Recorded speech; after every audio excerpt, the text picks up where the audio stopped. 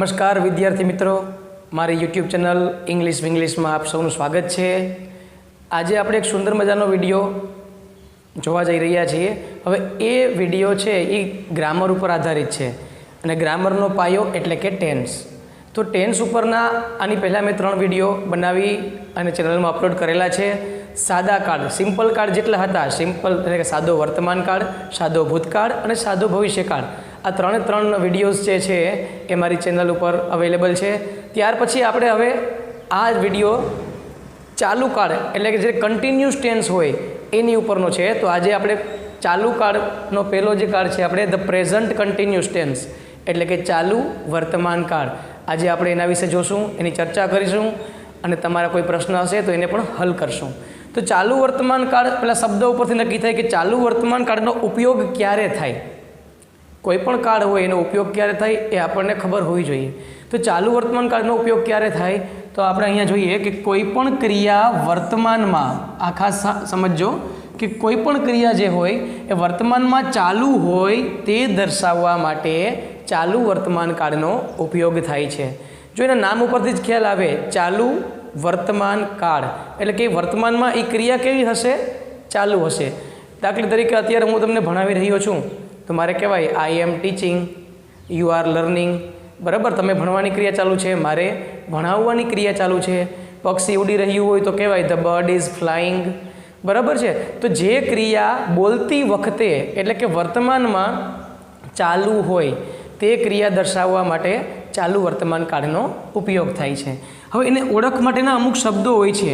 હવે એવું જરૂરી નથી કે દરેક વાક્યમાં આ શબ્દો આપેલા હોય, બરાબર। ઓળખ માટેની એક ખાસ આપણે વાત કરી હતી, કઈ હતી કે કોઈ પણ કાળને ઓળખવો હોય તો એના ક્રિયાપદને શોધવાનું, ક્રિયાપદ ઉપરથી કાળ નક્કી થઈ જાય। પણ અમુક શબ્દ એવા હોય છે જે ક્યારેક વાક્યમાં આપેલા હોય, જેમ કે now, she, watch, listen, at this time, at this moment, આવા શબ્દો એ ચાલુ વર્તમાન કાળનો નિર્દેશ કરે છે।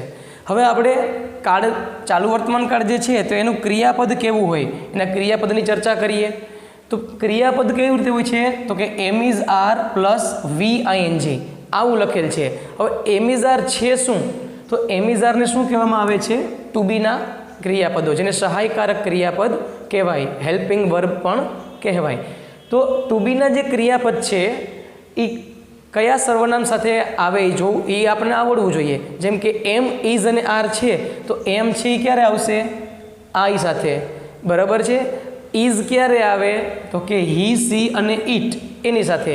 જ્યારે આર છે એ વી, યુ અને ધેય તેની સાથે આર આવે છે, તો એ આપણને ખ્યાલ હોવો જોઈએ। એટલે કે એમ, ઇઝ અને આર આ 3માંથી કોઈ પણ એક સહાયકારક ક્રિયાપદ આવે, હવે કોની પર આધાર રાખશે, કર્તા ઉપર, અને તેની સાથે હંમેશા ક્રિયાપદનું આઈએનજી વાળું રૂપ આવે જ।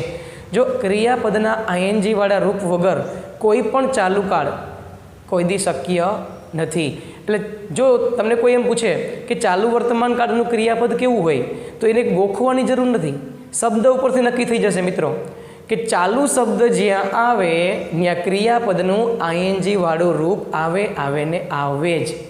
એટલે ક્રિયાપદનું આઈએનજી વાળું રૂપ આવી ગયું। પછી વર્તમાન છે તો ટુ બીના વર્તમાનના ક્રિયાપદ કયા કયા છે, એમ, ઇઝ અને આર, તો નક્કી થઈ ગયું am is are plus V ING. એટલે આ વસ્તુ ગોખવાની ન હોય, એની ટ્રીક હોય છે, એ યાદ રાખવાની હોય છે। એટલે am is are plus V ING. હવે એમ ઇઝ આરની વાત તો આપણે અહીંયા કરી કે ટુ બીના રૂપ છે। હવે આઈએનજી લગાડવા માટેના નિયમો જે દરેક ચાલુ કાળમાં લાગુ પડે, માત્ર વર્તમાન કાળ જ નહીં, ચાલુ વર્તમાન કાળ, ચાલુ ભૂતકાળ, ચાલુ ભવિષ્યકાળ। એટલે આઈએનજી લગાડવા માટેના નિયમ ઉપર એક નજર કરીએ તો પહેલો નિયમ છે કે જે ક્રિયાપદને અંતે ઈ આવેલ હોય, ખાસ ધ્યાન આપજો, ક્રિયાપદને અંતે શું આવેલું હોય, ઈ, અને તેની તો ઈ દૂર કરી આઈએનજી પ્રત્યય લાગે। અહીંયા એક્ઝામ્પલ આપણને સમજાવવામાં આવ્યું છે કે કમ શબ્દ છે ક્રિયાપદ, એમાં છેલ્લે ઈ આવ્યું, હવે એને આઈએનજી લગાડવું હોય તો COM ઈ આઈએનજી ન આવે, પણ COM ઈને દૂર કરવાનો અને પછી આઈએનજી લગાડવાનો। સેમ એ રીતે રાઈટ, એમાં પણ ઈ દૂર કરી અને આઈએનજી પ્રત્યય લાગે। બીજો નિયમ છે, જો ક્રિયાપદને અંતે વ્યંજન હોય અને તેની પહેલાં માત્ર એક જ સ્વર હોય, ખાસ યાદ રાખજો, બે નહીં, એક જ સ્વર હોય તો તો વ્યંજન જે છેલ્લે આવેલો હોય એને બેવડાવવાનો. બેવડાવવો એટલે એને બેવડો નથી વાર દેવાનો. બેવડાવવાનો અર્થ થાય 2 વખત લખવો અને ત્યાર પછી આઈએનજી પ્રત્યય લગાડવો. હવે જો એક્ઝામ્પલ સમજીએ કે કટ આપેલ છે, કટ એમાં છેલ્લે ટી વ્યંજન છે અને તેની પહેલાં યુ માત્ર એક જ સ્વર છે, તો ટીને 2 વખત લખી અને ત્યારબાદ આઈએનજી પ્રત્યય લાગે. સેમ એ રીતે રન, તો રનનું થશે રનિંગ. હવે જો 2 સ્વર આવે તો શું થાય? દાખલા તરીકે એક્ઝામ્પલ તરીકે હું ઈટ લખું, ઈટ. હવે એમાં વ્યંજનની આગળ 2 સ્વર આપ્યા છે, તો એને આ નિયમ લાગુ પડતો નથી. તેને માત્ર ને માત્ર આઈએનજી જ લાગે. ઈટિંગ એક જ સ્વર હોય તો જ નિયમ નંબર 2 લાગુ પડે. ત્રીજું છે કે જો ક્રિયાપદને અંતે વાય કે ડબલ્યુ આવેલું હોય, હવે તેની પહેલાં સ્વર હોય કે વ્યંજન એમાં કોઈ ફેરફાર થતો નથી, તેને માત્ર આઈએનજી પ્રત્યય લગાડવામાં આવે છે. એક્ઝામ્પલ તરીકે અહીંયા બાય આપ્યું છે. હવે જો વાયની પહેલાં એક જ સ્વર છે તો એને નિયમ નંબર 2 લાગુ પડવો જોઈએ, પણ જો વાય કે ડબલ્યુ છેલ્લે હોય તો તેને બીજો નિયમ લાગુ પડતો નથી. એને માત્ર આઈએનજી પ્રત્યય લાગે. બાઈંગ, ક્રાય હોય તો ક્રાઇંગ. અહીંયા ડબલ્યુ છે, ભલે વ્યંજન છે અને એની પહેલાં એક જ સ્વર છે, છતાં પણ ડબલ્યુ ક્યારેય બેવડાતો નથી, એને માત્ર આઈએનજી પ્રત્યય લાગે. તો આ નિયમ હતા ક્રિયાપદને આઈએનજી લગાડવા માટેના. તો ચાલુ વર્તમાનકાળનું ક્રિયાપદ કેવું હોય? એમ ઇઝ આરની સાથે ક્રિયાપદનું આઈએનજી વાળું રૂપ. પછી આપણે હવે અલગ અલગ પ્રકારના વાક્ય અને એની વાક્ય રચના જોઈએ. તો પહેલું છે વિધાન વાક્ય. વિધાન વાક્યના 2 પ્રકાર હોય છે, હકાર અને નકાર. હકાર વાક્યને કહેવાય છે અંગ્રેજીમાં એફર્મેટિવ સેન્ટેન્સ. તો એની વાક્ય રચના કેવી હોય?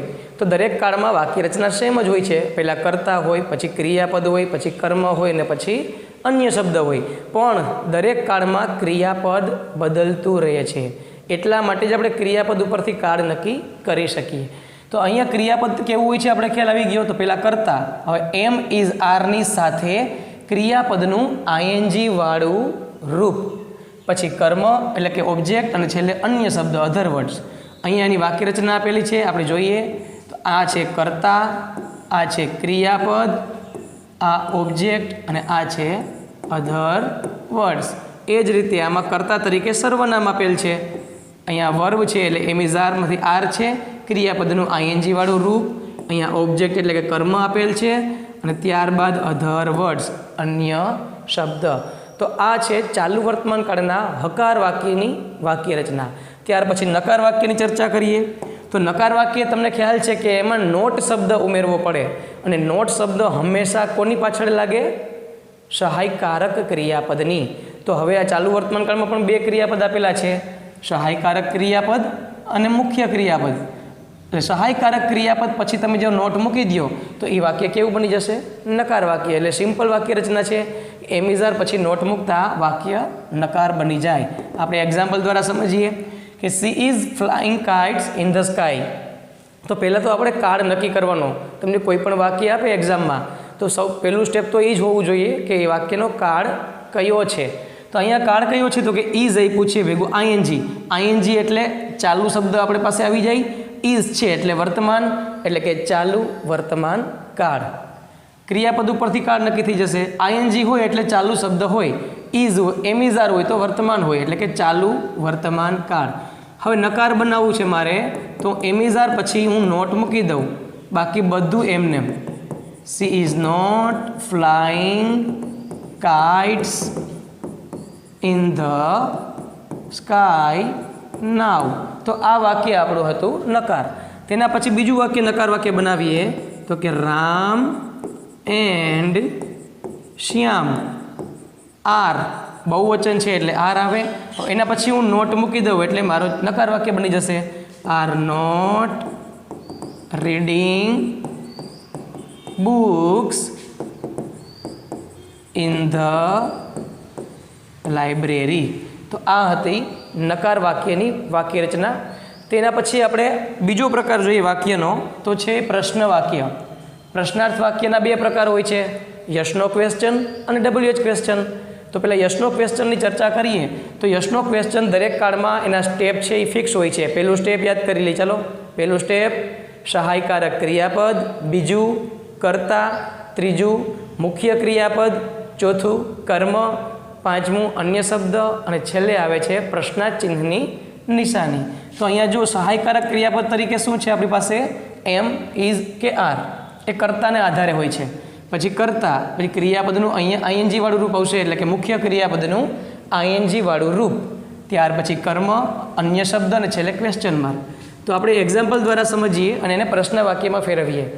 તો પહેલું સ્ટેપ આપણું કયું છે? સહાયકારક ક્રિયાપદ. તો આ જે સહાયકારક ક્રિયાપદ છે એને હું વાક્યની શરૂઆતમાં લઈ લઈશ. ત્યારબાદ આપણી જે ટ્રીક હતી, શું કરવાનું? વાક્યની શરૂઆતમાં વહી જવાનું. ચાલો વયા ગયા, રસ્તામાં આવતું જાય એ બધું ભેગું કરતું જવાનું. એટલે is Mohan driving the car at this time. છેલ્લે ચોટલો ભૂલવાનો નહીં. એ રીતે બીજું વાક્ય જોઈએ તો આનો પ્રશ્ન બનાવવું તો સહાયકારક કયું છે આપણી પાસે? આર. આટલું કર્યા પછી વાક્યની શરૂઆતમાં વહી જવાનું. રસ્તામાં આવતું જાય તે બધું લેતા જઈએ. એટલે R they watering the plants on the field? પ્રશ્નાર્થ ચિહ્નની નિશાની. તો આપણે આ વિધાન વાક્યને કેમાં ફેરવું? તો કે યસનો ક્વેશ્ચનમાં. હવે અગત્યના આપણે જે 4 WH ક્વેશ્ચન છે એની પણ ભેગી ચર્ચા કરી લઈએ. તો WH ક્વેશ્ચનની વાત કરીએ તો પહેલું છે આપણી પાસે વુ, જેની વાક્ય રચના એકદમ સિમ્પલ હોય છે. જો વુ વડે પ્રશ્ન બનાવવો એટલે આપેલા વાક્યમાંથી શું દૂર થશે? કર્તા. એનો અર્થ એવો થાય કે કર્તાના એટલે કે નામની જગ્યાએ નામ કે સર્વનામ જે હોય તે એના સ્થાને તમે જો વુ મૂકી દો, બાકી બધું એમને એટલે આપણો જવાબ બની જાય. કેમ કે my brother is doing homework now. હવે મારે વુ વડે પ્રશ્ન બનાવવો છે તો આ વાક્યનો કર્તા કોણ છે? My brother. એના સ્થાને હું શું મૂકી દઈશ? વુ. એટલે કે who is doing homework now, question માર્કની નિશાની. સેમ એ રીતે અહીંયા કર્તા ધ્યેય છે એની જગ્યાએ શું મૂકી દઈશ? વુ. એટલે કે who are singing songs in the prayer. પ્રશ્નાર્થ ચિહ્નની નિશાની. એટલે કે વુ વડે પ્રશ્ન વાક્ય બનાવતા આપેલા વાક્યમાંથી કર્તા દૂર થાય. WH ક્વેશ્ચન તમે બનાવશો એટલે વાક્યમાં કંઈક ને કંઈક વસ્તુ છે એ દૂર થશે. આમાં કર્તા દૂર થાય. તો પછી નેક્સ્ટ જોઈએ છીએ વોટ. તો વોટવાળા વાક્યમાં શું દૂર થશે? તો જ અહીં લખ્યું છે કર્મ. તો કર્મ શોધવા માટેની ટ્રીક આપણે આગળના વિડીયોમાં પણ શીખવાડી હતી કે ક્રિયાપદને શું વડે પ્રશ્ન પૂછો અને તમને જે જવાબ મળે તે આપણું કર્મ, અને એ વોટ વડે પ્રશ્ન બનાવીએ એટલે દૂર થાય. અહીંયા ક્રિયાપદ રાઈટ છે. શું લખવું? તો કે અ પોએમ. આ આપણો જવાબ મળ્યો તો એ છે કર્મ. હવે WH ક્વેશ્ચનમાં વુ સિવાયના દરેકની વાક્ય રચના સેમ છે. આપણે વોટ વડે પ્રશ્ન બનાવવું છે મારે, તો હું શું કરીશ? વોટ લખી નાખીશ. હવે આપણા જે યશનો ક્વેશ્ચનના સ્ટેપ હતા સેમ એ જ રીતે, પણ જે વસ્તુ નીકળી જાય તેને દૂર કરવી. તો અહીંયા હું શું કરીશ? યશનો ક્વેશ્ચનનું પહેલું સ્ટેપ શું હતું? તો કે સહાયકારક ક્રિયાપદ. ચાલો મેં મૂકી દીધું. આટલું કર્યા પછી વાક્યની શરૂઆતમાં વહી જઈએ. એટલે કે વિવાન ઇઝ તો આવી ગયું છે, રાઇટિંગનું રાઇટિંગ, અ પોએમ દૂર થાય, ઇન ધ બુક, પ્રશ્નાર્થ ચિહ્નની નિશાની. સેમ એ રીતે અહીંયા ક્રિયાપદ ડ્રિંક છે, મુખ્ય ક્રિયાપદ. પીવું એટલે શું પીવું? તો આપણને જવાબ મળશે ચા, ટી. તો એ ટી દૂર થાય. હવે જેના વડે પ્રશ્ન બનાવવું છે એ શબ્દ હું લખી નાખું વોટ. આટલું કર્યા પછી બીજું સ્ટેપ સહાયકારક ક્રિયાપદ. તો આમાં આપેલું છે એનો જ ઉપયોગ કરવાનો. આટલું કર્યા પછી વાક્યની શરૂઆતમાં વહી જવાનું, આવતું જાય બધું લેતા જઈએ. તો Kannu and Manu drinking in the kitchen. પ્રશ્નાર્થ ચિહ્ન ક્યારેય પણ ભૂલવાનું નહીં. ચાલો આગળ વધીએ. વોટ પછી જોઈએ આપણે વેર. વેરનો અર્થ થાય ક્યાં, એટલે એના જવાબમાં હંમેશા શું આવશે? સ્થળ આવશે. એટલે કે વેર વડે પ્રશ્ન બનાવતા આપેલા વાક્યમાંથી સ્થળદર્શક શબ્દ છે એ દૂર થાય છે. તો સ્થળદર્શક શબ્દ મોટે ભાગે ક્યાં હોય છે? હંમેશા વાક્યને અંતે. બરાબર. છતાં ખ્યાલ ન આવે શું છે, તો ક્રિયાપદને ક્યાં વડે તમે પ્રશ્ન પૂછો અને જે જવાબ મળે ને એ સ્થળદર્શક શબ્દ જ હોય. આપણે સમજીએ. બાય એટલે ખરીદવું. ક્યાંથી ખરીદવું? તો કે દુકાનેથી. અહીંયા પ્રિપેર એટલે તૈયાર કરવું. ક્યાં તૈયાર કરવું? તો કે કિચનમાં. તો આ બંને સ્થળ દર્શક શબ્દ છે. હવે આપણે પ્રશ્ન બનાવીએ તો કેના વડે બનાવવું છે પ્રશ્ન મારે? તો કે વેર વડે. એટલે મેં વેર લખી નાખ્યું. બીજું સ્ટેપ શું છે આપણું? સહાયકારક ક્રિયાપદ. તો એ લખી નાખ્યું. ત્યાર પછી વાક્યની શરૂઆતમાં વહી જવાનું. રસ્તામાં આવતું જાય એ બધું લેતું જાય. એટલે કે where is he buying a book from the shop દૂર થાય એટલે પ્રશ્નાર્થ ચિહ્ન. એ જ રીતે અહીંયા જોઈએ તો કે વેર સહાયકારક કયું આપ્યું છે આપણને? ઇઝ. વાક્યની શરૂઆતમાં વયા ગયા સી પ્રિપેરિંગ અ લંચ ક્વેશ્ચન માર્કની નિશાની. તો આ હતી વેરની વાક્ય રચના. ત્યાર પછી આપણે ચોથું જોઈએ છે વેન. તો વેનનો અર્થ થાય ક્યારે. તો તેના જવાબમાં હંમેશા સમયદર્શક શબ્દ જ મળે અને વેન વડે પ્રશ્ન બનાવશું એટલે આપેલા વાક્યમાંથી સમયદર્શક શબ્દ દૂર થાય. ફ્લાય છે, ફ્લાય એટલે ઉડાડવું, બરાબર. તો ક્યારે ઉડાડવાની વાત છે? અત્યારે. જવાબ આપ્યો છે અહીંયા નાવ. નાવ એટલે અત્યારે. તો એ શબ્દ દૂર થાય. તો કેના વડે પ્રશ્ન બનાવવું છે મારે? વેન. તો પહેલાં હું વેન લખીશ. આટલું કર્યા પછી બીજું સ્ટેપ છે સહાયકારક ક્રિયાપદ. વાક્યની શરૂઆતમાં વયા ગયા the birds flying in the sky. Now શબ્દ છે એ દૂર થાય છે. એ રીતે અહીંયા રીડ એટલે વાંચવું. ક્યારે વાંચવું? તો કે એટ ધીસ મોમેન્ટ, આ ક્ષણે. એટલે એ સમયદર્શક શબ્દ છે એ દૂર થશે. તો કેના વડે પ્રશ્ન બનાવવાનું છે આપણે? વેન. પછી સહાયકારક ક્રિયાપદ આપ્યું છે ઇઝ.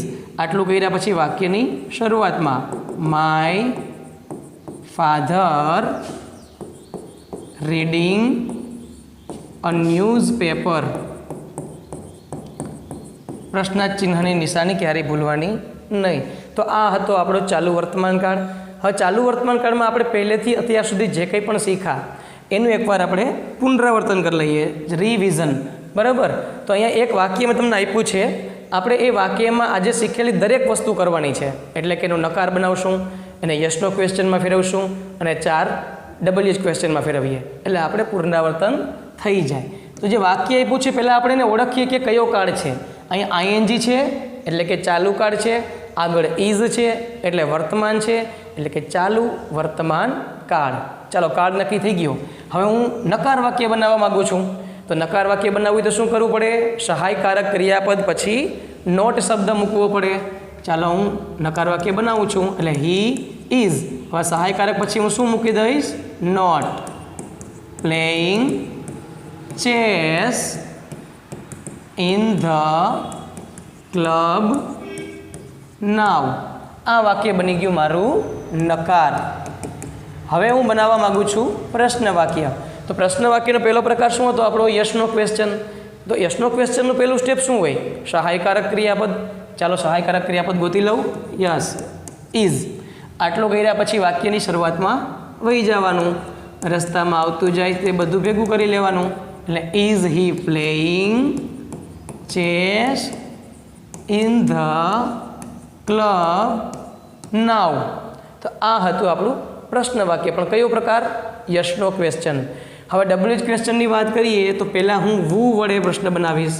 વુ વડે મારે બનાવવું હોય તો વાક્યમાં જે કર્તા છે એના સ્થાને હું વુ મૂકી દઉં. બાકી બધું એમને એમ. એટલે કે who is playing chess in the club now. હવે પ્રશ્ન વાક્ય છે એટલે પ્રશ્નાર્થ ચિહ્ન ક્યારેય પણ ભૂલવાનું નહીં.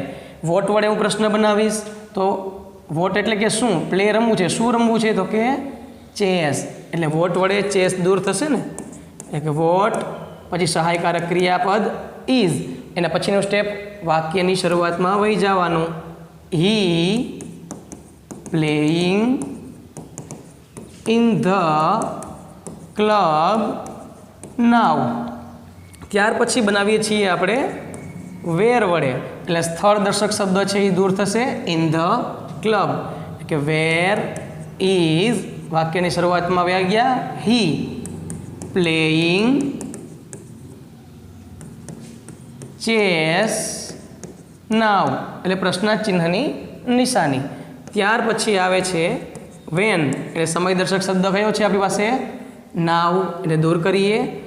બીજું સ્ટેપ છે સહાયકારક ક્રિયાપદ, વાક્યની શરૂઆતમાં વયા ગયા એટલે હી. ત્યાર પછી બધું ભેગું કરી લેવાનું છે, એટલે કે playing chess in the club question mark. તો આપણે ચાલુ વર્તમાન કાળમાં આટલી વસ્તુ આપણે આજે શીખ્યા છીએ. મને આશા છે કે તમને બધી વસ્તુ સરળતાથી સમજાઈ ગઈ હશે. સમજાઈ ગઈ ને? જો સમજાઈ ગઈ હોય તો નીચે મેં હજી એક વાક્ય લખ્યું છે, એ તમારા માટે છે હોમવર્ક. જેવી રીતે મેં ઉપર દરેક વાક્ય બનાવ્યા છે, નકાર વાક્ય, યશનો ક્વેશ્ચન અને 4 WH ક્વેશ્ચન, તમારે સેમ એ જ રીતે આ વાક્યમાં બનાવવાના છે. જો બની જાય, આવડી જાય એટલે ડન લખી મને કોમેન્ટ કરજો. ખાસ બીજી એક બાબત કે આ વિડીયો જે છે એમાં ચાલુ વર્તમાન કાળના જે વાક્ય છે ને એને એનિમેશન ટાઈપ આપણે સમજાવવાના છે. તો એનો વિડીયો પણ હું તમને જરૂર લિંક મોકલી આપીશ. એ વિડીયો પણ ખાસ જોજો. જો તમને આ ચેનલ ગમી હોય, તમને આ વિડીયો ગમ્યો હોય તો આ ચેનલને ખાસ લાઈક કરજો, શેર કરજો તમારા ગ્રુપમાં અને સબસ્ક્રાઈબ કરજો. અસ્તુ. જય હિન્દ, જય ભારત.